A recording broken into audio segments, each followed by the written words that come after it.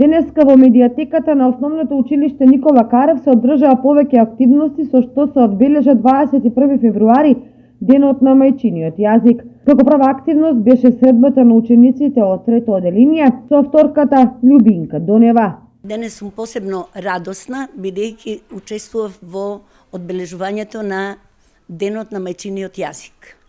А мајчиниот јазик е неразделен дел од сите нас.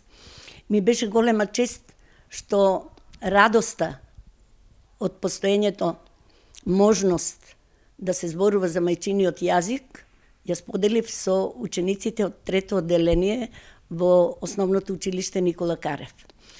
Беше тоа една прекрасна, една преубава средба со умни дечиња, со посветени наставници, за што посебно благодарам за нивниот придонес во овој убав настан.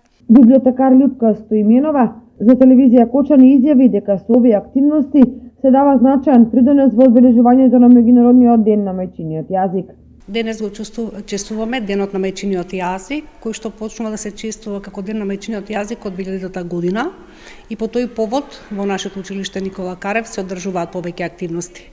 Активностите околу денот на мајчиниот јазик ги започнуваме со промоцијата на книгата Саканија од нашата родна украина авторка Љубинка Донева со учениците од трето оделение.